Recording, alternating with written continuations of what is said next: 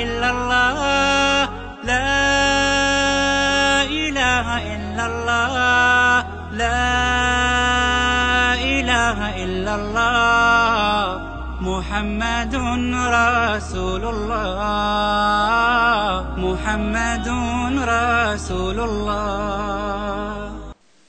إن الحمد لله نحمده ونستعينه ونستغفره ونعوذ بالله من شرور أنفسنا وسيئات أعمالنا من يهده الله فلا مضل له ومن يضلل فلا هادي له وأشهد أن لا إله إلا الله وحده لا شريك له وأشهد أن محمدًا عبده ورسوله. يا أيها الذين آمنوا اتقوا الله حق تقاته ولا تموتن إلا وأنتم مسلمون. يا أيها الناس اتقوا ربكم الذي خلقكم من نفس واحدة وخلق منها زوجها وبث منهما رجالا كثيرا ونساء واتقوا الله الذي تساءلون به والأرحام إن الله كان عليكم رقيبا. يا أيها الذين آمنوا اتقوا الله وقولوا قولا سديدا يصلح لكم أعمالكم ويغفر لكم ذنوبكم ومن يطع الله ورسوله فقد فاز فوزا عظيما. أما بعد فأوصيكم ونفسي بتقوى الله عز وجل وباتباع سنة نبينا محمد صلى الله عليه وسلم. فاتقوا الله أيها المسلمون اتقوا الله في سركم وعلنكم واتقوا الله في أنفسكم وأولادكم وأزواجكم وإخوانكم وعشيرتكم وفي جميع شؤونكم واتبعوا سنة نبيكم فإن في حياته وفي منهجه وفي سنته أسوة حسنة. فقد قال الله سبحانه وتعالى لقد كان لكم في رسول الله أسوة حسنة لمن كان يرجو الله واليوم الآخر وذكر الله كثيرا. فاتقوا الله واتبعوا السنة الصحيحة. نسأل الله سبحانه وتعالى أن يتقبل منا صالح أعمالنا وأن يجعلنا من عباده المتقين ويجعلنا من عباده المخلصين المؤمنين الذين يستمعون القول فيتبعون أحسنه. আজকের জুমাবারে সমবেত সম্মানিত মুসল্লিয়ানি কিরাম, আল্লাহ রাব্বুল আলামিনের শুকরিয়া আদায় করছি যিনি আমাদেরকে মানুষ হিসাবে তার এই ধরা পৃষ্ঠে পাঠিয়েছেন, আমাদেরকে সুস্থ দেহ সম্পন্ন মানুষ করেছেন আর জীবনের পথ চলার জন্যে তিনি আমাদেরকে ইসলামের মতো একটি মহান জীবন বিধান দান করেছেন, দিয়েছেন আল কোরআন এবং আস সুন্নাহর মতো কালজয়ী কালোত্তীর্ণ ওয়াহি কিয়ামত পর্যন্ত, যা সমস্ত মানুষকে সঠিক পথ দেখাবে, সঠিক দিশা দেখাবে এবং মানুষের সুন্দর জীবন যাপন করার জন্যে আর পরকালীন নাজাত লাভের জন্যে তার হেদায়েতের একটা দিক ও নির্দেশিকা হবে। আল্লাহর কাছে দোয়া করছি তিনি যেন এই নিয়ামতের মূল্য বোঝার তৌফিক আমাদেরকে দান করেন। তিনি যেন আল কোরআন এবং আস সুন্নাহ জীবনের সর্বক্ষেত্রে মেনে চলার তৌফিক আমাদেরকে দান করেন। সম্মানিত উপস্থিতি, আমরা রবিউল আউয়াল মাসে অবস্থান করছি। এ প্রসঙ্গে আপনাদের কাছে হয়তো ইতিমধ্যে আরো অনেক বক্তব্য উপস্থাপন হয়েছে। আমি কয়েকটি বিষয় আপনাদের সামনে আলোচনায় পেশ করতে চাই।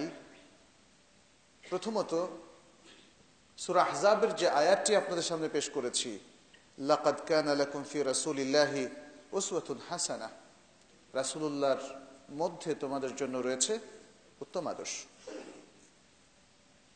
রাসূলুল্লাহ সাল্লাল্লাহু আলাইহি সাল্লাম কে আল্লাহ তাআলা পাঠিয়েছেন সমস্ত বনি আদমের সর্দার করে, শেষ নবী করে এবং পরিপূর্ণ একটা জীবন বিধান দিয়ে যাতে মানুষ তাকে ভালোবাসে, তার প্রতি ঈমান আনে এবং তাকে অনুসরণ করে। মূলত যে তাকওয়ার কথা আমরা বলছি, তাকওয়ার ওয়াসিয়াহ নিজেকে আপনাদেরকে আমরা করছি, সেটা মূলত ইত্তিবায়ে রাসূল সাল্লাল্লাহু আলাইহি সাল্লামের মূল কথা। কোনো তাকওয়া হতে পারে না যদি রাসূল সাল্লাল্লাহু আলাইহি সাল্লামকে এবং তার সুন্নাহকে অনুসরণ করা না হয়। আজকের এই মাসটিকে ঘিরে মুসলিম উম্মার মধ্যে একটা রব, একটা আনন্দ চেতনা লক্ষ্য করা যাচ্ছে। এটার কারণটা কি? বিশ্লেষণ করলে দেখা যাবে যে আমরা ইসলামটাকে জীবনের সর্বসময়ের জন্য বোধ হয় আর নির্দিষ্ট করছি না। আমরা একটা মাসের মধ্যে, দিবসের মধ্যে দিনকে সীমাবদ্ধ করে ফেলছি। অন্য কথায় বলতে গেলে আমরা এখন ধীরে ধীরে হয়ে যাচ্ছি মৌসুমি মুসলিম। মৌসুমি মুসলিম। ফলে মাস আসলে চেতনা আসে, মাস চলে গেলে আবার ভুলে যাই। এটা একটা ভুল চর্চা। সম্মানিত ভাইয়েরা, বোনেরা, এটা একটা ভুল চর্চা।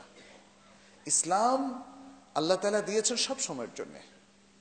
কোরআন তিনি দিয়েছেন সব সময় মানার জন্য, পড়ার জন্য, বোঝার জন্য, আমল করার জন্য।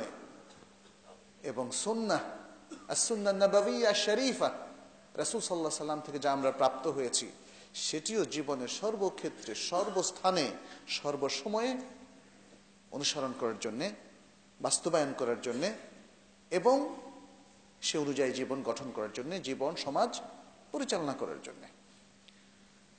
দিবসের মধ্যে অথবা মাসের মধ্যে একে সীমাবদ্ধ করা, এটা ইসলামী কোনো পদ্ধতি নয়। একটা প্রশ্ন হয়তো অনেকেই করেন যে আমরা একটা দিবস কিংবা মাসকে ঘিরে উম্মাকে সজাগ করছি, সচেতন করছি, এতে খারাপ কি আর থাকতে পারে? এই প্রশ্নটা অথবা এই দৃষ্টিভঙ্গিটা অনেকে তুলে ধরেন। কিন্তু এই দৃষ্টিভঙ্গি পোষণ করার সাথে সাথে এর যে কনসিকুয়েন্স, এর যে একটা খারাপ পরিণতি এর পেছনে লুক্কায়িত রয়েছে, সেটা আমরা খেয়াল করছি না। একজন মুসলিম কখনো কি আল্লাহ স্মরণ থেকে বিরত থাকতে পারে? একজন মুসলিম কখনো কি রাসূলুল্লাহ সাল্লাল্লাহু আলাইহি সাল্লামের অনুসরণ থেকে নিজেকে বিচ্ছিন্ন করতে পারে? পারে না। আমাদের জন্য তো প্রোগ্রামগুলো সেভাবেই সেট করা হয়েছে, ইসলামের প্রোগ্রামগুলো সেভাবেই সেট করা হয়েছে। 5 ওয়াক্ত সালাহ, আপনি ঘুম থেকে উঠেই প্রথমে আল্লাহকে স্মরণ করবেন। সালাতের মেইন অবজেক্টিভের মধ্যে একটা হচ্ছে আল্লাহকে স্মরণ করা। ওয়া আকিমিস সালাতা লিযিকরি, আল কোরআনে স্পষ্ট করে আল্লাহ তাআলা বলে দিয়েছে। আপনি যখন কাজের মধ্যে থাকবেন, সেই যোহরের সালাহ আপনি পালন করবেন। ভুলে যাবেন না আপনার প্রভুর কথা, ভুলে যাবেন না যে মহান সত্তা আপনাকে সৃষ্টি করেছেন, আপনার জন্য সৃষ্টি করেছেন অপার সুযোগ, রিজিকের নানা উপকরণ আপনাকে দিয়েছেন, যা থেকে কিছু আপনি অর্জন করছেন, আহরণ করছেন, কনজিউম করছেন। আপনি ভুলে যাবেন না সে মহান সত্তাকে। এমনকি যে নিয়ামত আপনি ভোগ করছেন, সেই নিয়ামতের মধ্যে থেকে ওই জন্যই যোহর সালাত আপনি পড়বেন। আর আসর যখন কাজ থেকে আপনি বিশ্রাম নিয়ে বাসায় ফিরবেন, তখনও আপনার প্রভুকে আপনি ভুলবেন না। কারণ মানুষ তখন ভাবতে পারে আমি কর্মক্লান্ত, আই নিড রেস্ট, অতএব এসে ঘুমিয়ে পড়ে অনেক। আসরের সালাতে আপনি আল্লাহর বান্দা হিসেবে তাকে স্মরণ করবেন। তারপরে যদি বিশ্রাম নেন অথবা না নেন সেটা আপনার ভিন্ন ব্যাপার। এরপরে পৃথিবীতে যে আরেকটা মহা পরিবর্তন দেখা দিল সূর্য অস্ত যাওয়ার মধ্য দিয়ে, তখনও আপনি আল্লাহকে স্মরণ করবেন। আর ঘুমোতে যাওয়ার আগে আবার আল্লাহকে স্মরণ করবেন।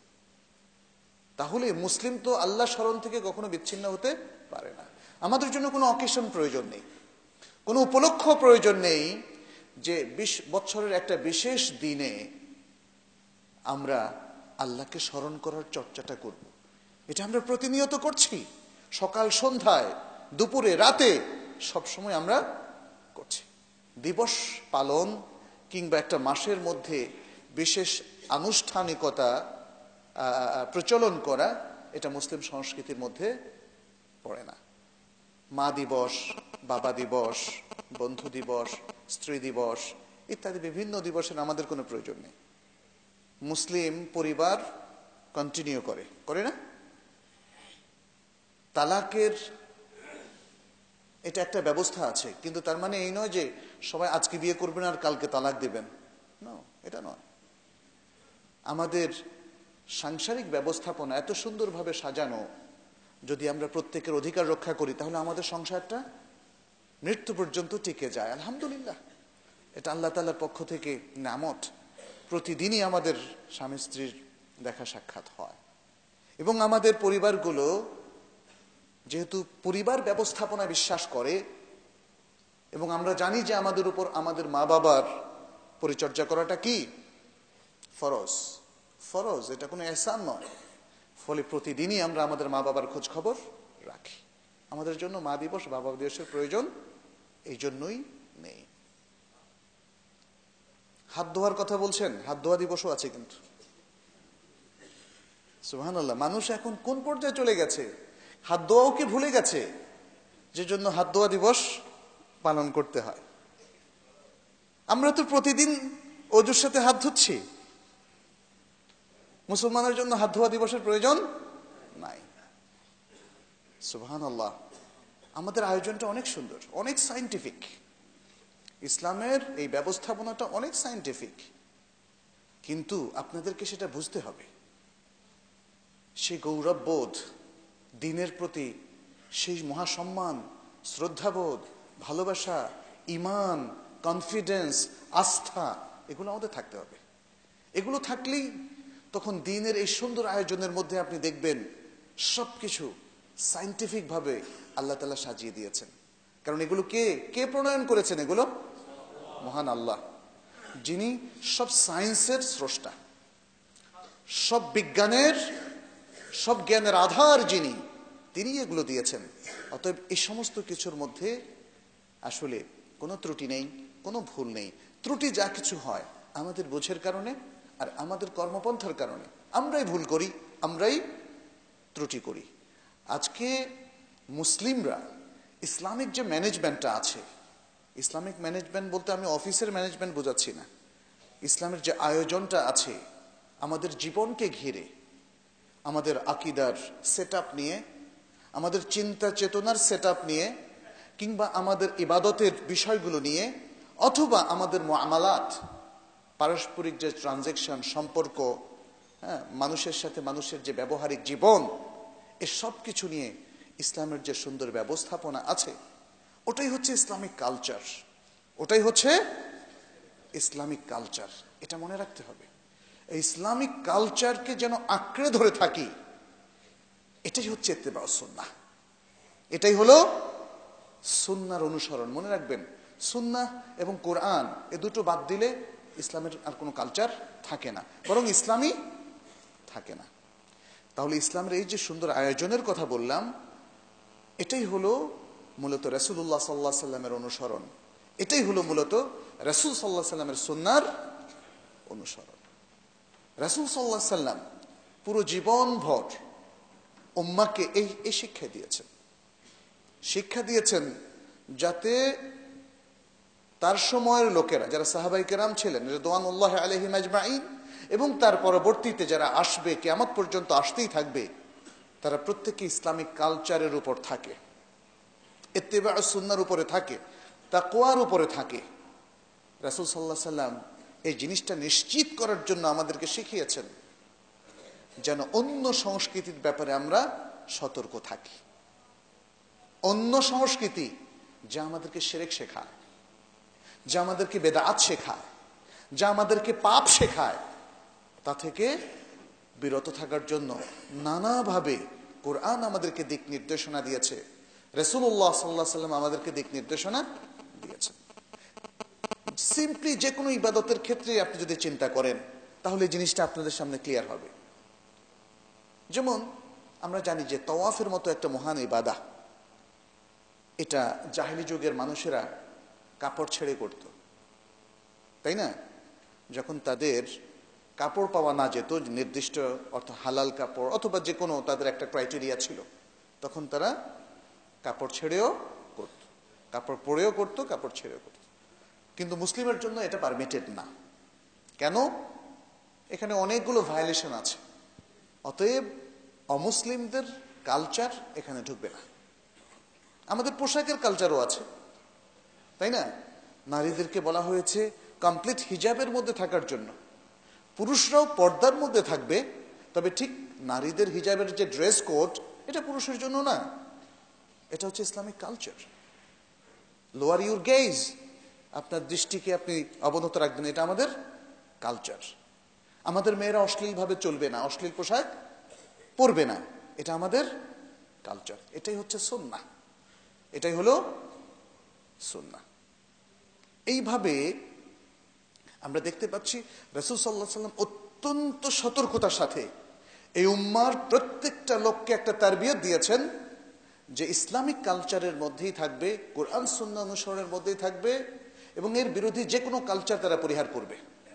হজের মধ্যে আমরা দেখেছি জাহেলি যুগেও মানুষ হজ করতো না, কিন্তু সেই সময়ে অনেকগুলো বিধান ছিল, রাসূল সাল্লাল্লাহু আলাইহি ওয়াসাল্লাম খুব কেয়ারফুলি এগুলো পরিবর্তন করে দিয়েছেন। যেমন তখনকার সময়ে আরাফা থেকে মানুষ সরাসরি মক্কায় চলে আসত, কিন্তু রাসূল সাল্লাল্লাহু আলাইহি ওয়াসাল্লাম তাদেরকে ফিরিয়ে দিলেন। এটা কোরআনের বক্তব্য, ফাইদা আফাদতুম মিন আরাফাত ফাযকুরুল্লাহ ইনদাল মাশআরিল হারাম, মুজদালিফার মাশআরুল হারামের কাছে আল্লাহকে স্মরণ করো। এটা কিন্তু জাস্ট মনে করবেন না যে এমনি এখান থেকে এটা সেট করে দিয়েছে, না, এর পেছনে অনেক উইজডম, অনেক চিন্তা ভাবনা, যে জাহিলিয়াতের যে বিধান, যে নিয়ম নীতি, তা থেকে উম্মাকে পৃথক করে দেওয়া হয়েছে, যাতে এই উম্মাহ জাহিলি সমাজকে, মুশরিক সমাজকে অনুসরণ না করে। এই এডুকেশনটা আমরা অনেকে নিতে পারিনি, এই শিক্ষাটা আমরা নিতে পারিনি বলে আমাদের জাতীয় শিক্ষার মধ্যে এই বিষয়গুলো আমরা ইনক্লুড করতে পারিনি। আজকে অবলীলায় আমাদের দেশের এই ইমানদাররাই কিন্তু অপসংস্কৃতির সবগুলোকে লালন করছেন, পালন করছেন, অনুসরণ করছেন। এটা দুঃখজনক। সুন্নাহর ইত্তেবা'র ওয়াজ করি আমরা, সুন্নাহর ইত্তেবা'টা কি এটা বুঝতে হবে। 5 ওয়াক্ত সালাত এসে মসজিদে পড়লেন আর আপনার সব সুন্নাহ পালন হয়ে গেল, বিষয়টা এটা নয়। কমপ্লিট ইসলামিক কালচার আপনি সুন্নাহ পালনের মাধ্যমে নিশ্চিত করতে হবে, আর এর বিরোধী অবস্থান থেকে আপনাকে উঠে আসতে হবে। আজকে যে দিবস পালন, মাস পালন আমরা দেখতে পাচ্ছি, এটা ইসলামিক কালচারের মধ্যে পড়ে না। রাসূল সাল্লাল্লাহু আলাইহি সাল্লাম তিনি তো নিজেই বলেছেন, তাই না, সোমবারে তিনি জন্মগ্রহণ করেছেন, সোমবারে তার উপরে ওহী নাযিল হয়েছে, কিন্তু সোমবারকে কি তিনি পালন করেছেন? কোন আনুষ্ঠানিকতা তিনি পালন করেছেন? আর 12ই রবিউল আউয়ালকে ঘিরে বিশ্বের বহু দেশে মুসলিম কমিউনিটিগুলোতে যা হচ্ছে, আমরা আশা করব যে মানুষ একটু একাডেমিক বিশ্লেষণ করবে, ইসলামের সহি আকীদার দৃষ্টিভঙ্গিতে এগুলোকে চিন্তা করবে। এটা আবেগের বিষয় নয়, মৌলিক একটা বিষয়, এটা আবেগের বিষয় নয়। আমরা যদি সিরার বইগুলো দেখি, আর রাহিকাল মাখতুম আপনাদের কাছে অত্যন্ত পরিচিত একটি গ্রন্থ, ওখানেই লেখক আল্লামা সফিউর রহমান মুবারকপুরী তিনি বলেছেন যে 12ই রবিউল আউয়াল তারিখে রাসূল সাল্লাল্লাহু আলাইহি ওয়াসাল্লামের জন্ম নিয়ে এটা অল্প কয়েকজনের অভিমত মাত্র। তিনি 9ই রবিউল আউয়ালের মতটিকে প্রাধান্য দিয়েছেন, এছাড়া আর অনেকগুলো মত আছে। আমরা আমাদের সমাজে দেখা যায় অনেকে জন্মদিন পালন করে, মৃত্যু দিবস পালন করে ইত্যাদি, কিন্তু মজার ব্যাপার হচ্ছে, একটু খেয়াল করেন, আমরা এটা হারাম, এটা করা যাবে না, এটা বলার আগে আরেকটু বিশ্লেষণ করি। জন্মদিবস কিসের ভিত্তিতে পালন করছেন আপনি? হিজরি সাল, বাংলা সাল, ইংরেজি সাল, অথবা ইরানের সৌর সাল, সৌদি আরব বা মধ্যপ্রাচ্যের সৌর বৎসর হিসাবে? কোন হিসাবে? আপনার জন্ম তারিখটা নির্ধারণ হলো কোন হিসাবে, কোন সাল? এই বিষয়গুলি একটু ভাবার বিষয় আছে। আর আপনি যদি ধরলাম ইংরেজি সাল অনুযায়ী করেন, তাহলে হিজরি সাল অনুসারে আরেকটা করেন, আরেকটা সুযোগ তো আছে। এর মানে হচ্ছে আসলে এত কিছু ভাবিনি, আমরা এত কিছু ভাবিনি। আমরা শুধু ভেবেছি আরে উন্নত জাতির লোকেরা আমাদের দৃষ্টিতে, মানে পার্থিব পার্সপেক্টিভে তারা করছে, আমরা করবো না কেন? যেটা আপনারা জানেন, ঈদে মিলাদুন্নবীর ইতিহাস, এটা মাওলানা আব্দুর রহিম সাহেব তার সুন্নত বেদাত গ্রন্থে উল্লেখ করেছেন। যখন ফাতিমিরা মিশরে শাসন করত, তখন তারা যখন দেখলো যে খ্রিস্টানরা ঈসা আলাইহিস সালামের জন্মদিনে তারা উৎসব করছে, বলছেন তাহলে আমাদেরও তো আরেকজন নবী আছেন, তিনিও তো পৃথিবীর জন্য মার্সি, রহমত, তাহলে সেটাকে কেন আমরা পালন করব না? এ হলো চিন্তা উৎপত্তি। এরপর হলো শুরু। এরপর একজন বাদশাহ একজন কবিকে 1000 দিনার দিলেন কিছু কবিতা লিখতে। কবিতা গাথা দিয়ে শুরু হলো ঈদে মিলাদুন্নবী অনুষ্ঠান। এটা হচ্ছে ইতিহাস। আনফরচুনেটলি মুসলিমরা সে ইতিহাস ভুলে গেছে। তারা এটাকেই বিশাল এক দল ইবাদত হিসাবে গ্রহণ করেছে। এটা ঘটেছে হিজরি 4th দশকে, কেউ কেউ বলেছেন হিজরি 4th শতকে অথবা 6ষ্ঠ শতকে, অর্থাৎ রাসূল সাল্লাল্লাহু আলাইহি সাল্লামের মৃত্যুর প্রায় 400 বছর পরে এই ঘটনাটা ঘটেছে। বিদআতের সংজ্ঞাটা কি? দ্বীনের যে কোনো উপলক্ষ, যে কোনো আমল, যে কোনো বিষয় দ্বীনের যদি প্রচলন হয় রাসূল সাল্লাল্লাহু আলাইহি সাল্লাম এর ওহীর দরজা বন্ধ হয়ে যাওয়ার পরে এবং তার ইন্তেকালের পরে, সাহাবায়ে কেরামের জামানা চলে যাওয়ার পরে, তখন সেটা কি হবে? সেটাই তো বিদআত হবে। এই সহজ জিনিসগুলো আমরা বুঝছি না, আমরা যুক্তির দিকে যাচ্ছি। আমরা বলতে চাচ্ছি যে রাসূলুল্লাহ সাল্লাল্লাহু আলাইহি সাল্লাম তিনি হচ্ছেন সৃষ্টির সেরা মানুষ, শেষ নবী, সাইয়্যিদু ওয়ালাদ আদম। তো এই লোকের জন্মদিনটাকে কি আমরা পালন করব না? এগুলো হচ্ছে যুক্তির কথা, এগুলো হচ্ছে আবেগের কথা। ইসলামে আসলে জন্মদিন পালন এবং মৃত্যুদিন পালনের কোনো সিগনিফিকেন্স নাই, কোনো তাৎপর্য নাই এবং কোনো অনুমতিও নাই। যদি থাকতো তাহলে কোনো না কোনো হাদিসে, কোনো না কোনো কোথায়, কোনো না কোনো বক্তব্যে আমরা সেটা পেতাম। সাহাবায়ে কেরামদের মধ্যে কেউই জন্মদিনে, তখন কেক ছিল না, অন্য কিছু তো ছিল, তাই না? মিষ্টি তৈরি করার তো সুযোগ ছিল, কিন্তু কই, তারা তো সেটা করেননি। অথবা ফ্যারিদ, তখনকার লুক্রেটিভ খাবারের মধ্যে ফ্যারিদ কিংবা এরকম আরো অনেকগুলো, খাসি জবাই করা ইত্যাদি এগুলো ছিল, এগুলো কিছুই তারা করেননি। তারা করেননি বলে আমরা কি আজকে করব না? হ্যাঁ, আমরা আজকে করব না, কারণ ইসলামটাকে সেভাবেই সলিড এবং তাজা রাখতে হবে যেভাবে ইসলামটা রাসূল সাল্লাল্লাহু আলাইহি সাল্লামের কাছে দেয়া হয়েছে। এর মধ্যে আমাদের মুক্তি। এর আগের যে ধর্মগুলো আমরা জানি সবগুলোর মধ্যে বিকৃতি সাধন করা হয়েছিল। ইউহাররিফুনাল কালিমা আম্মা মাওয়াদিহি, তারা ওহীর যে বক্তব্য, যে ভাষ্য, যে টেক্সট, সেটাকে তারা সরিয়ে দিয়েছিল। সরিয়ে তারা দ্বীনকে, আল্লাহর দেওয়া দ্বীন থেকে আলাদা দ্বীনে পরিণত করেছিল। ফলে আল্লাহ সেটাকে রহিত করে দিয়েছেন। কিন্তু এই ইসলামকে তো আল্লাহ রহিত করবেন না, করবেন? ইসলাম হচ্ছে কিয়ামত পর্যন্ত মানুষের জন্য অবধারিত, মানার জন্য একটা সার্বিক জীবন বিধান। ফলে এটা আর রহিত হবে না। অতএব মুসলিমদেরকে সতর্ক থাকতে হবে যেন এই ইসলামটা কমপ্লিটলি সেই ইসলামই থাকে যে ইসলাম রাসূলুল্লাহ সাল্লাল্লাহু আলাইহি সাল্লামের উপর নাজিল হয়েছিল। প্রিয় ভাইরা, এটা খুব গুরুত্বপূর্ণ একটা দায়িত্ব। এটা আমানা, আপনার আমার সবার উপরে, নারী পুরুষ সবার উপরে, মুসলিম উম্মাহ সবার উপরে এটা একটা আমানা। আমরা দ্বীনের ব্যাপারে একটা কথা বলবো না দলিল ছাড়া। আমরা দ্বীনের ব্যাপারে একটা কাজ করব না দলিল ছাড়া। আমরা দ্বীনের ব্যাপারে কোনো চিন্তা চেতনা আকীদা পরিবর্তন করব না দলিল ছাড়া, আবার গ্রহণও করব না দলিল ছাড়া। এই শিক্ষাটা আজকে বড় প্রয়োজন। যে যেমন ইচ্ছা মনে করেন, এটা দ্বীন হতে পারে না। দ্বীন হচ্ছে মা ক্বাল আল্লাহ ওয়া মা ক্বাল রাসূল সাল্লাল্লাহু আলাইহি ওয়াসাল্লাম। যা আল্লাহ বলেছেন, যা আল্লাহ রাসূল সাল্লাল্লাহু আলাইহি ওয়াসাল্লাম বলেছেন। অথবা করেছেন। এর বাইরে দ্বীনের ইসলামের আর কোনো অংশ নাই। ইন্নাদ দীনা ইনদাল্লাহিল ইসলাম বলে আল্লাহ এটাই বুঝিয়েছেন। আল্লাহর কাছে দ্বীন হচ্ছে ইসলাম, আর সেই ইসলাম যে ইসলাম কোরআন এবং সুন্নাহ বেসড, কোরআন এবং সুন্নাহ নির্ভর। কোরআন এবং সুন্নাহর বাইরে আর কোনো কিছু এই দ্বীনের মধ্যে ইনক্লুড করার সুযোগ নাই। এর সাথে মনে রাখতে হবে দ্বীনের সমস্ত বিধিবিধানগুলো দুই প্রকার। একটা হচ্ছে আত-তাওয়াবিত, আর একটা হলো আল-মুতাগায়্যিরাত। আত-তাওয়াবিত হচ্ছে ফিক্সড।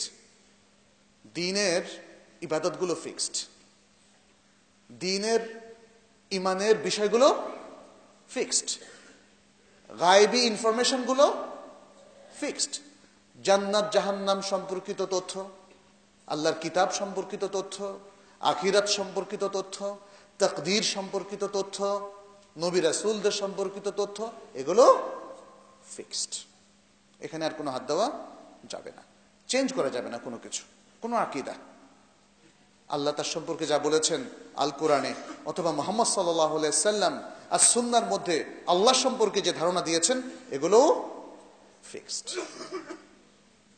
5 ওয়াক্ত সালাত ফিক্সড, সিয়াম রমাদান মাসের সিয়াম ফিক্সড, বাইতুল্লাহ উমরাহ অথবা হজ ফিক্সড। কয়টা পদ্ধতিতে কিভাবে করব এগুলোর আরকান, ওয়াজিবাত, সুনান এসব কিছু ফিক্সড। এটাকে বলা হয় আত-তাওয়াবিত, অর্থাৎ ইসলামের এই মৌলিক জিনিসগুলো এমন ভাবে ফিক্স এবং নির্ধারিত করে দেওয়া হয়েছে যে কিয়ামত পর্যন্ত এর কোনো বিধান পরিবর্তন হবে না। কেউ যদি বলে এরকম যে 5 ওয়াক্ত সালাত তো এখন কষ্টকর হয়ে যাচ্ছে, আমাদের ব্যস্ততা বেড়ে গিয়েছে, চাকরির ধরন পাল্টেছে, জীবনধারা পাল্টে গেছে, এখন আমরা 3 ওয়াক্ত পড়ি। এটা দেখা যাচ্ছে যে পাশ্চাত্যের কিছু লোকজন ভাইয়েরা আমার নিজেকেই জিজ্ঞেস করেছিলেন, বলছেন দেখেন আমরা একসাথে ঢুকি, ওখানে নামাজ পড়ার কোনো সুযোগ নাই, তো আমি কি করি 4 ওয়াক্ত একসাথে পড়ি, আর পরে ফজরটা তো পড়া যায় আলাদা। তো এটা আল্লাহ এই এক্সকিউজ আল্লাহ কবুল করবেন কিনা? আমি বললাম তো আল্লাহকে একটু জিজ্ঞেস করেন, কারণ এরকম কিছু কবুল হবে আমাদের কাছে সেই ইনফরমেশন নাই। চাকরির স্বার্থে দিনকে আপনি পরিবর্তন করে ফেলবেন, দিনের ফিক্স বিষয়গুলোকে, ইট ইজ নট পসিবল, এটা সম্ভব না। বরং দিনের ফিক্সড বিষয়গুলোকে ঠিক রেখে জীবনের অন্য কর্মে আপনাকে জড়াতে হবে। দিনের সবকিছু ঠিক রেখে আপনি জীবনের কাজে, জীবনকে বাঁচানোর জন্য, জীবন সংসার, জগৎ সংসার চালানোর জন্য আপনি কাজ করবেন। কিন্তু জগৎ সংসারের জন্য দিনের ফিক্সড বিষয়গুলোকে কোনোটাকেই পরিবর্তন করার কোনো সুযোগ নাই। এটা একটা মূলনীতি, প্রিয় ভাইরা, মনে রাখতে হবে, এটা একটা মূলনীতি। অতএব আজকে যে কোনো দিনের ফিক্সড বিষয়, যেমন রাকাত সংখ্যা কমানো বাড়ানো যাবে না। আরেকটা ঘটনা আমার মনে আছে, হজে 2007 সালে সম্ভবত, সেবার কঙ্কর নিক্ষেপ করতে গিয়ে কিছু লোক আহত হলো বা মারা গেল। তখন একজন প্রাজ্ঞ ব্যক্তি, আমরা তখন মক্কা থেকে মদিনা যাচ্ছিলাম, বললেন আচ্ছা ইসলামে তো ইজতিহাদ আছে তাই না? আমি বললাম হ্যাঁ আছে। তো বললো যে তাহলে ইজতিহাদ করে কি এই কঙ্কর নিক্ষেপটা বন্ধ করে দেওয়া যায় না? কারণ এখানে তো অনেক লোক মারা যায়, আহত হয়, কষ্ট হয়। ইয়া সালাম, ইসলামের মৌলিক জিনিসগুলো যাদের জানা নাই তারা এভাবে প্রস্তাব করতে পারেন। তো যাই হোক, আমি ওনাকে বুঝিয়ে দিয়েছি কেন এই জিনিসগুলো পরিবর্তন করা যাবে না, তাই না? ক্লিয়ার না আপনাদের সামনে? এই জিনিসগুলো পরিবর্তন করা যাবে না কারণ এটা ফিক্স করে দেওয়া হয়েছে। সালাতের যে শেপ, প্রত্যেক রাকাতে 2টো সেজদা, এটা কি কেউ পরিবর্তন করতে পারবেন? এমনকি যে সিকোয়েন্স সালাতের মধ্যে ফার্স্ট টু লাস্ট তৈরি করে দেওয়া হয়েছে, রাসূল সাল্লাল্লাহু আলাইহি ওয়াসাল্লাম শিখিয়ে দিয়েছেন আমাদেরকে, এটা কি চেঞ্জ করা যাবে? কিচ্ছু চেঞ্জ করা যাবে না, কিচ্ছু চেঞ্জ করা যাবে না। এভাবে আমাদের মাইন্ড সেটটা তৈরি করতে হবে, তাহলে আর সমস্যা হবে না। কিন্তু মুশকিল হচ্ছে আমরা এই মাইন্ড সেটটাও তৈরি করি না, এই এডুকেশনটাও নিচ্ছি না, এই শিক্ষাটাও নিচ্ছি না। ফলে দ্বীনের ব্যাপারে আমরা যার যেমন ইচ্ছা কথা বলে যাচ্ছি, পরিবর্তনের সুর তুলছি এবং বলছি এটা হবে না, ওইটা হবে না, বা এটা পরিবর্তন করা যাচ্ছে না কেন ইত্যাদি। এটা একটা বিষয়। দ্বিতীয় বিষয় আমরা বললাম কি, আল মুতাগায়্যিরাত, দ্বীনের মধ্যে কিছু জিনিস আছে নট ফিক্সড। Not fixed. আপনি কোন টাইমে ঘুমাবেন এটা কি ফিক্সড? কেউ যেমন ধরেন জোহর পরে একটু ঘুমালো, কেউ ঘুমালো আসরের পরে, তারা কি পাপী হবে? কেউ ঘুমালো রাত 10টায়, কেউ ঘুমালো রাত 11টায়, তারা কি পাপী হবে? হবে না। আপনারা আজকে এই মসজিদে যারা এসেছেন, কেউ এসছেন রিকশায়, কেউ এসছেন পায়ে হেঁটে, কেউ এসছেন বাসে, কেউ আসলেন কারে।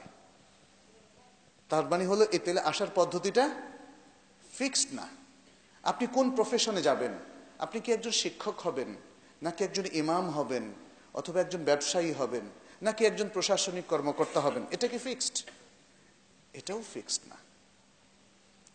এগুলো তাহলে জীবনের অনেক কিছু। আপনি বিয়ে করতে চান, কোন বংশে বিয়ে করবেন, তাই না? মেয়েটা কি মানে কতটুকু লম্বা হবে, এগুলো কি ফিক্সড? ফিক্সড না। ঠিক মেয়েদের পক্ষ থেকে কোন ধরনের স্বামীর সাথে, সে কি ইঞ্জিনিয়ারকে বিয়ে করবে, নাকি ডাক্তার, নাকি একজন আলেম, এগুলো ফিক্সড না। এই ধরনের জিনিসই বেশি। আমাদের জীবন জগৎ সংসারের বিশাল একটা অংশ শরিয়াত ফিক্স করে দেয়নি, আমাদের চিন্তা ভাবনার উপর ছেড়ে দিয়েছে। তবে কিছু মূলনীতি দিয়েছে, কিছু মূলনীতি দিয়েছে। আপনি যেই প্রফেশনেই যান না কেন, যেমন আপনি ইঞ্জিনিয়ার হলেন, ঘুষ খাওয়া যাবে না, ঘুষ খাওয়া যাবে না। আপনি ব্যবসা করলেন, ব্যাংকে আপনি অ্যাকাউন্ট ওপেন করলেন, সুদ পাচ্ছেন, এই সুদ থেকে রেভিনিউ নেওয়া যাবে না, কারণ সেটা হারাম। এইভাবে কোড ঠিক করে দেওয়া আছে। আপনি বিবাহ করেন, আপনি পড়াশোনা করেন, আপনি চাকরি করেন, আপনি যে কোনো কাজই করেন না কেন, এটার একটা কোড ঠিক করে দেওয়া আছে। এটা ফ্লেক্সিবল, এটা ফিক্সড না। অনেক রকম আপনি চুজ করতে পারেন, বাট একটা মূলনীতির আলোকে। মূলনীতিটা হলো কোনো হারামে সম্পৃক্ত হওয়া যাবে না, হালাল পন্থার মধ্যেই নিজেকে সীমাবদ্ধ রাখতে হবে। সহজ জিনিস, অনেক বেশি কঠিন না যে একটা এক নিয়ম আপনাদেরকে ধরাই দিলাম, এখন মুখস্থ করতে পারছেন না। বিষয়টা এটা না, এটা উপলব্ধি করার বিষয়, মুখস্থ করারও বিষয় না। তাহলে ইসলামের সকল নীতিকে এই দুই ভাগে আমাদের বুঝতে হবে। আমি যদি এখন মনে করি যেগুলো শরীয়ত ফিক্স করেন না সেটাকে ফিক্স করি, শরীয়ত লঙ্ঘন হবে না? শরীয়ত যেটাকে ফিক্স করেছেন সেটাকে আমি ওপেন করলে এখানেও শরীয়ত লঙ্ঘন হবে। প্রিয় ভাইরা, এটা বুঝতে হবে। এটা একটা গুরুত্বপূর্ণ পয়েন্ট। আরেকটা গুরুত্বপূর্ণ পয়েন্ট হলো যে শরিয়া প্রণয়ন করার অথরিটি কে? আল্লাহ। আল্লাহ হচ্ছেন যথাযথ কর্তৃপক্ষ, যথাযথ কর্তৃপক্ষ। শরিয়ার যে কোনো বিধান হোক, সেটা ফরজ, ওয়াজিব, মুস্তাহাব, মানদুব, মাকরুহ, হারাম, যাই হোক না কেন, এটাকে এই বিধানের মধ্যে প্রণয়ন করার অথরিটি এবং কর্তৃপক্ষ হলেন একমাত্র আল্লাহ। রাসূলুল্লাহ সাল্লাল্লাহু আলাইহি সাল্লাম আল্লাহর সেই বিধানটাকে আমাদের কাছে পৌঁছে দিয়েছেন। তিনি মেইন অথরিটি নন, কিন্তু বাহ্যিকভাবে যেহেতু আমরা আল্লাহর সবকিছু বিধান এবং সমস্ত মেসেজ পাচ্ছি রাসূলুল্লাহ সাল্লাল্লাহু আলাইহি সাল্লামের মাধ্যমে, এই জন্য তাকে অথরিটি বলা হয়। কিন্তু মূল অথরিটি তিনি নন, মূল অথরিটি হলেন আল্লাহ। এই পৃথিবীতে কোন কাজটা সওয়াবের, কোন কাজটা করা যাবে, কোন দিবসকে নির্ধারণ করা যাবে, কোনটাকে করা যাবে না, কোনটা মাকরুহ, কোনটা হারাম, এই নির্ধারণ হবে একমাত্র আল্লাহর পক্ষ থেকে। আচ্ছা, এখন প্রত্যেকটা ক্ষেত্রে আমরা তো আল্লাহর পক্ষ থেকে সরাসরি ওহী পাচ্ছি না। পাচ্ছি কি? রাসূল সাল্লাল্লাহু আলাইহি ওয়াসাল্লামের পরে তো ওহীর দরজা বন্ধ হয়ে গেল। তাহলে আমরা কোত্থেকে তাহলে আল্লাহর বিধানটা নিব? আল কোরআন এবং আস সুন্নাহ থেকে। এখানেও আল্লাহর আয়োজনটা অত্যন্ত চমৎকার। এই জন্যই বলা হয়েছে সবচেয়ে বড় মুআজিজা যা আমাদের প্রিয় রাসূল সাল্লাল্লাহু আলাইহি ওয়াসাল্লামকে দেওয়া হয়েছে সেটা কি? আল কোরআন।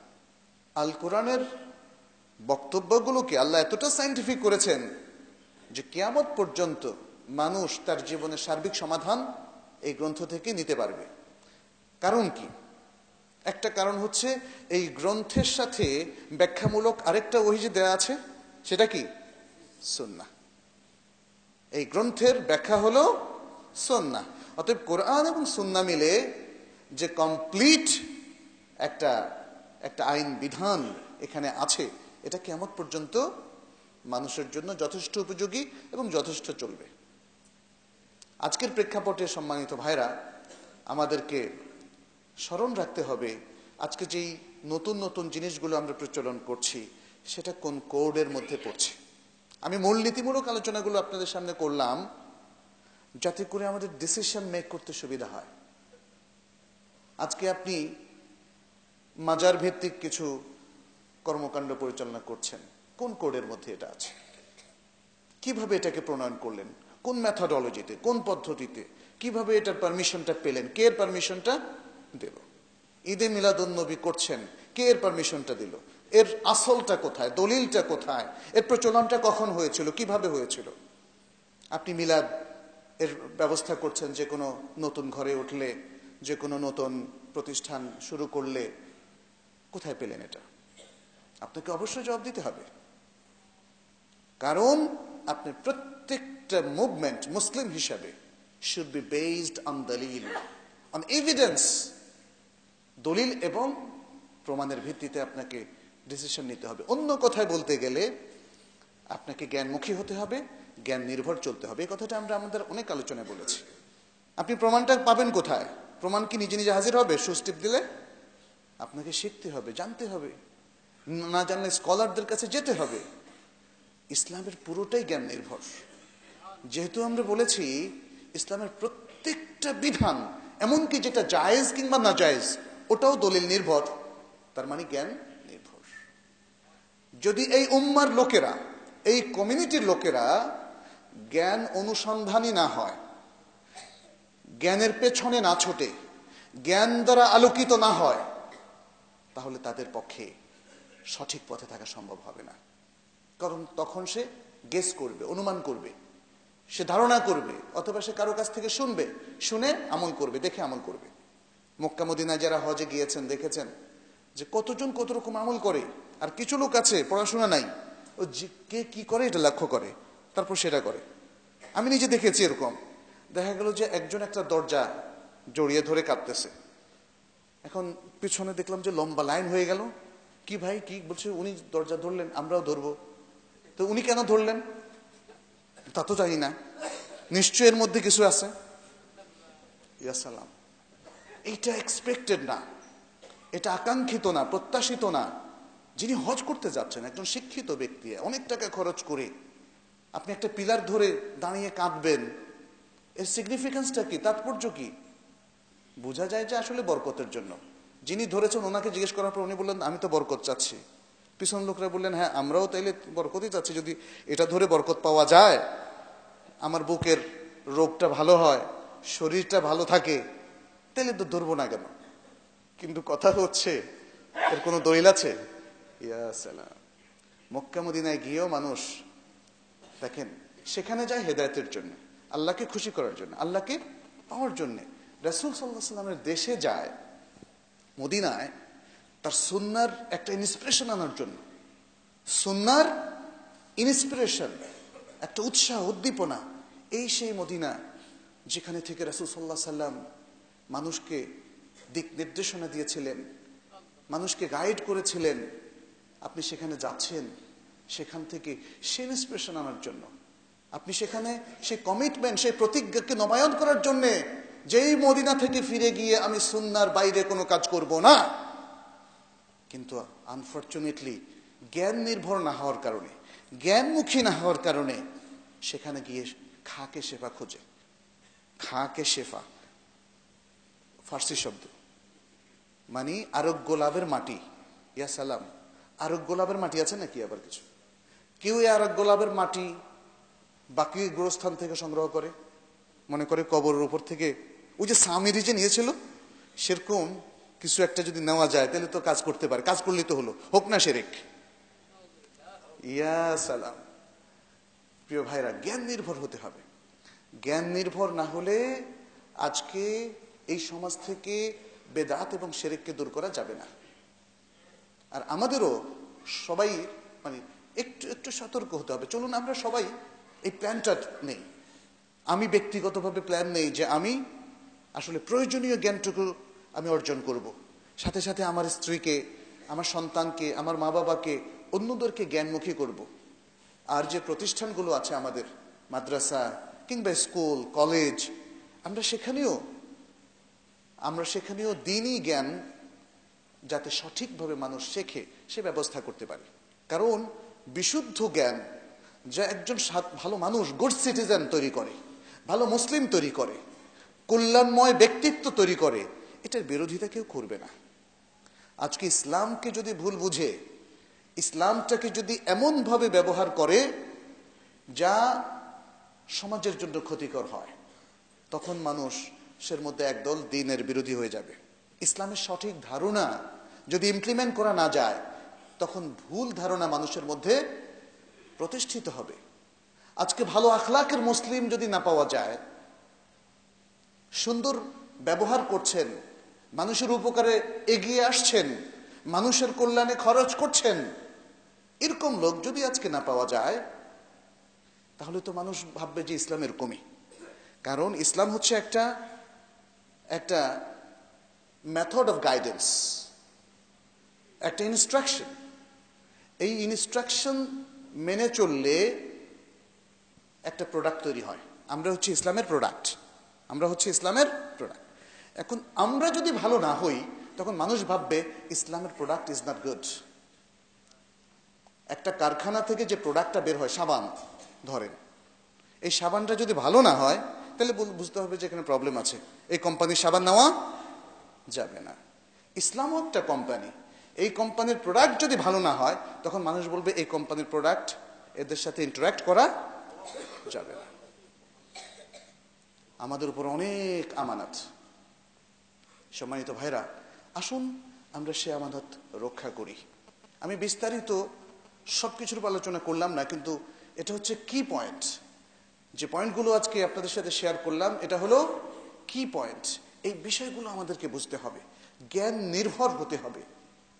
আর জ্ঞানের সাথে অনেক সুন্দর এটিকেটস দিয়েছে ইসলাম। দেখেন, ইমানের মতো গুরুত্বপূর্ণ জিনিসের সাথে দিয়েছে কি? মাহাব্বা। আল মাহাব্বা লিল্লাহ, আল মাহাব্বা লিরাসূলিল্লাহ, আল মাহাব্বা লিল কুরআন, আল মাহাব্বা লিসুন্নাহ আন-নববিয়্যাহ, আল মাহাব্বা লিইবাদিল্লাহ। এই মাহাব্বাটা আমাদের ইমানের অংশ। শুধু একটা একাডেমিক নিরস ইমান বহন করতে আমাদেরকে বলা হয়নি, সেই ইমান বহন করতে বলা হয়েছে যেই ইমানের চারপাশে মাহাব্বা আর মাহাব্বা, ভালোবাসা আর মমতা, শ্রদ্ধা ইত্যাদি। আর এই জন্যই রাসূল সাল্লাল্লাহু আলাইহি সাল্লাম ছিলেন মানবতার বন্ধু, ছিলেন সমস্ত মানুষের বন্ধু, নট অনলি মুসলিমস। যে কারণে অমুসলিমরাও তাকে পছন্দ করত, তার কাছে এসে ইসলাম গ্রহণ করত। এমন লোক, একে ভালো না বেশে পারা যায় না। আল্লাহ মহব্বতের আধার, রাসূলুল্লাহ মহব্বতের আধার। এই সত্তা থেকে, মহান আল্লাহ অথবা এই মহান ব্যক্তি রাসূলুল্লাহ সাল্লাল্লাহু আলাইহি ওয়াসাল্লাম থেকে যে জ্ঞানটা আমরা নিচ্ছি, সেই জ্ঞানটাকে প্রলেপ দেওয়া আছে মাহাব্বা, ভালোবাসা এবং শ্রদ্ধার।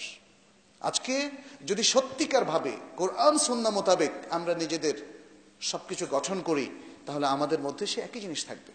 আমরা আদর্শ স্বামী হতে পারবো, আদর্শ বাবা হতে পারবো, আমাদের মেয়েরা আদর্শ স্ত্রী হতে পারবে, আদর্শ মা হতে পারবে, আদর্শ কন্যা হতে পারবে, আমাদের সন্তানেরা আদর্শ সন্তান হতে পারবে, আমাদের ভাই বেরাদার প্রতিবেশীরাও আদর্শ প্রতিবেশী হতে পারবে।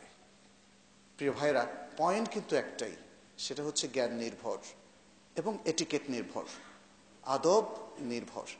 আসুন আমরা সেভাবে নিজেদেরকে গঠন করি এবং প্রতিজ্ঞাবদ্ধ হই আল্লাহর কাছে, যেন আল্লাহ এবং তোর রাসূল সাল্লাল্লাহু আলাইহি সাল্লামের পূর্ণ আনুগত্য করে জীবনকে সুন্দর করি, দুনিয়াকে সুন্দর করি এবং আখিরাতে নাজাতের ব্যবস্থা করি।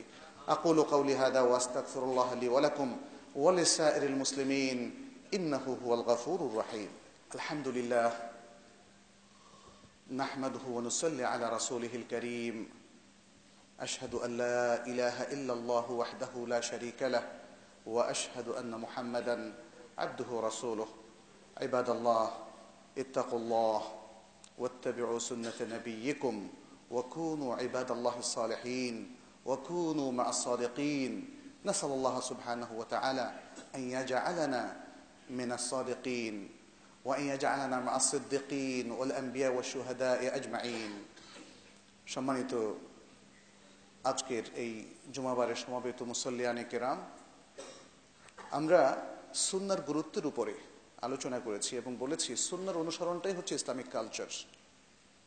এবং এই ইসলামিক কালচার রাসূল সাল্লাল্লাহু আলাইহি সাল্লাম আমাদেরকে শিখিয়েছেন আরেকটা পয়েন্ট যোগ করে, সেটা হচ্ছে এই কালচার বিরোধী যত কিছু আছে সেগুলো থেকে নিজেদেরকে মুক্ত রাখা। রাসূল সাল্লাল্লাহু আলাইহি সাল্লাম আমাদেরকে সতর্ক করেছিলেন যে সাবধান, তোমরা সতর্ক থাকো, কারণ কি লা তাত্তাবিআন্না সানানা মান কানা ক্বাবলাকুম, যে তোমরা অবশ্যই তোমাদের পূর্ববর্তী জাতিদের সুন্নতকে অনুসরণ করবে। বিগতে হাতে হাতে হিসেব করে, এমনকি তারা যদি কোনো দব্বের গর্তে ঢুকে পড়ে তোমরাও সে দবের গর্তে ঢুকে পড়বে। মানে আজকে তো সেটাই হচ্ছে, তাই না? পোশাক আশাক, চিন্তা চেতনা, সব কিছু, এমনকি কালচারাল ফাংশন, কনসার্ট, মানে কত কিছু, নাটক, সব কিছু দেখেন তাদের অনুসরণ চলছে। এবং সবচেয়ে ভয়াবহ হচ্ছে ইসলামিক ফ্যামিলিগুলোর মধ্যেও আমরা দেখতে পাচ্ছি আজকে সেই কালচারটা ঢুকে পড়ছে আকাশ সংস্কৃতির মাধ্যমে, ইন্টারনেটের মাধ্যমে, এবং কিছু কিছু পর্বে যেগুলো মোটেই ইসলামিক কালচারের সাথে মেলে না, সে সমস্ত জায়গাগুলোতেও অনেক সময় দেখা যায় যে যাদেরকে দেখলে বাহ্যিকভাবে চেনা যায় ইসলামিক ফ্যামিলির লোক, তারাও সেগুলোতে অংশগ্রহণ করে, মুখে উল্কি আঁকে, তারপরে ইত্যাদি। হয়তো ক্রিকেটের মাঠে তাদেরকে দেখা যায়, পহেলা বৈশাখের অনুষ্ঠানেও তাদেরকে দেখা যায়। এই বিষয়গুলো আমাদেরকে খুব সাবধানের সাথে, সতর্কতার সাথে মনে রাখতে হবে। একটা কথা বলে আমি শেষ করব, সেটি হচ্ছে সুন্নাহর অনুসরণের গুরুত্বের কথা আমরা বলছি, কিন্তু সুন্নাহকে জানবো কি করে, রাসূল সাল্লাল্লাহু আলাইহি সাল্লামকে রোল মডেল হিসেবে নেব কি করে? একজন ব্যক্তিকে রোল মডেল হিসেবে নিলে আমরা সবাই তাকে চিনি, তাই না? রাসূল সাল্লাল্লাহু আলাইহি সাল্লামকে নামে সবাই চিনে, মুসলিম অমুসলিম সবাই চিনে, কিন্তু এই চেনাটা কি এনাফ তাকে অনুসরণ করার জন্য? এনাফ না। এমন কি আজকে আমাদের দিকে তাকালে বোঝা যাবে যে রাসূল সাল্লাল্লাহু আলাইহি সাল্লামকে আমরা চিনি বটে, মানি বলে ঘোষণাও দিচ্ছি, কিন্তু আমার দৈনন্দিন কর্মকাণ্ড হিসেব করলে, একটু যাচাই করলে দেখা যাবে যে আসলে আমি মানি না। এত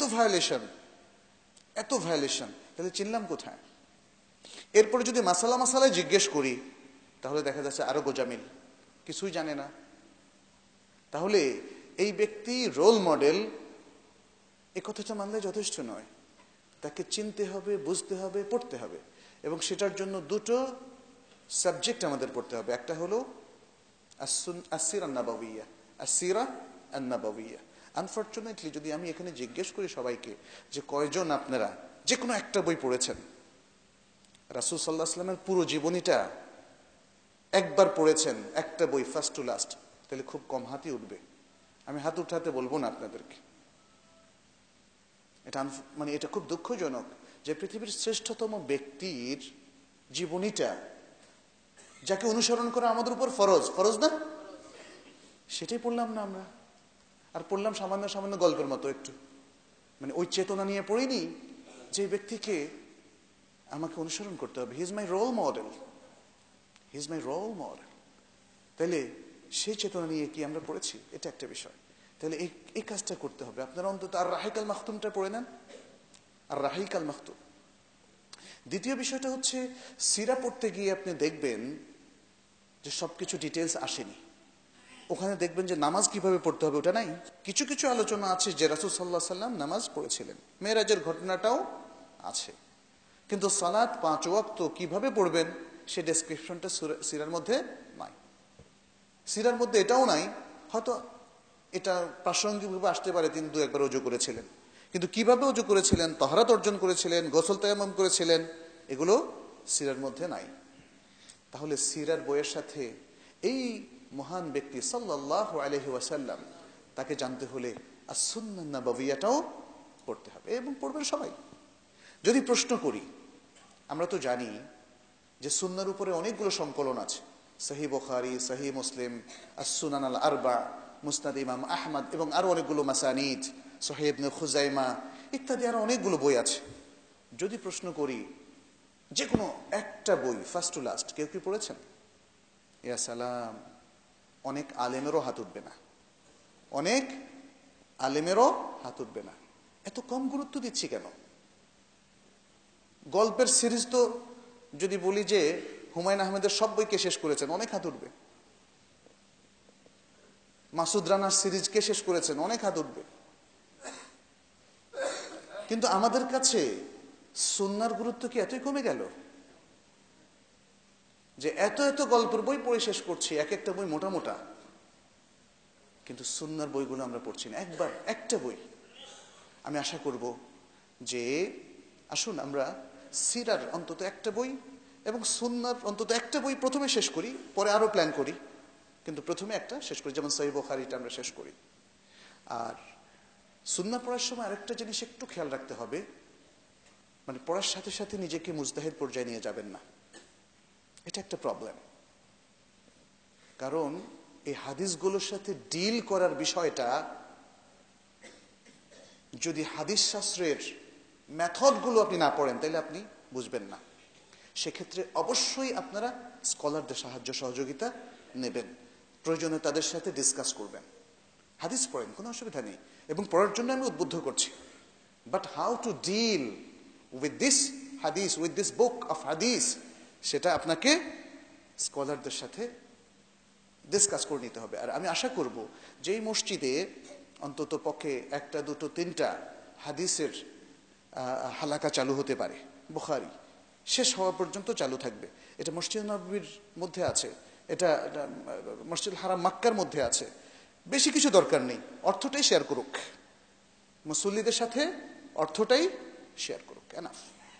তো আল্লাহ আমাদের সবাইকে তৌফিক দান করুন, তার দ্বীনের পথে চলার তৌফিক দান করুন, আমাদের ঈমান আমল ইখলাসকে আল্লাহ কবুল করুন, শেষ নিঃশ্বাস পর্যন্ত আমরা যেন পরিপূর্ণ দ্বীনের উপর থাকতে পারি, আল্লাহ সেই তৌফিক আমাদেরকে দান করুন।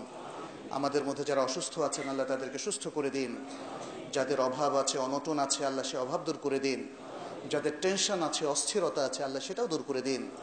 আল্লাহ আমাদের দেশের মধ্যে শান্তি অবতীর্ণ করুন, আমাদের দেশের মধ্যে যে মারামারি হানাহানি আছে সব কিছু আল্লাহ দূর করে দিন। একটা সুন্দর ভ্রাতৃত্বের বন্ধনে আমাদের সমাজ যেন আবারও সুন্দর করে পুনর্গঠিত হয়, আল্লাহর কাছে আমরা কায়ে মনোবাক্যে সে দোয়া করছি, তিনি সেটি কবুল করুন। হাদা ওয়া সাল্লু ওয়া সাল্লিমু আলা নবিয়িনা মুহাম্মাদ ওয়া আলা আলিহি ওয়া আসহাবিহি আজমাইন।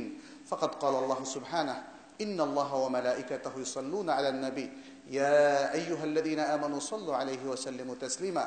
وقال النبي صلى الله عليه وسلم من صلى علي مرة صلى الله عليه بها 10. اللهم صل وسلم وبارك وأنعم على نبينا محمد وعلى آله وأصحابه أجمعين. وارض اللهم عن الصحابة أجمعين وعن الخلفاء الراشدين وعنا معهم بعفوك وكرمك يا أكرم الأكرمين. اللهم أعز الإسلام والمسلمين، اللهم أعز الإسلام والمسلمين، اللهم انصر الإسلام والمسلمين في كل مكان يا رب العالمين. اللهم تقبل منا ومن المسلمين، اللهم فرج هم المهمومين من المسلمين، اللهم اشفنا واشف مرضانا ومرضى المسلمين يا رب العالمين. اللهم ارحم على المسلمين يا رب العالمين. ربنا لا تزغ قلوبنا بعد إذ هديتنا وهب لنا من لدنك رحمة إنك أنت الوهاب. ربنا آتنا في الدنيا حسنة وفي الآخرة حسنة وقنا عذاب النار. اللهم أصلح لنا ديننا الذي هو عصمة أمرنا، وأصلح لنا دنيانا التي فيها معاشنا، وأصلح لنا آخرتنا التي إليها معادنا، واجعل الحياة زيادة لنا في كل خير، واجعل الموت راحة لنا من كل شر. اللهم تقبل منا ومن المسلمين أجمعين. عباد الله، إن الله يأمر بالعدل والإحسان وإيتاء ذي القربى وينهى عن الفحشاء والمنكر والبغي يعظكم لعلكم تذكرون. فاذكروه يذكركم واشكروه يزدكم ولذكر الله أكبر والله يعلم بما تصنعون. وأقيموا الصلاة. الله الله يا ربي يا الله، الله يا ربي يا الله. لا إله إلا الله، لا إله إلا الله، لا إله إلا الله، محمد رسول الله.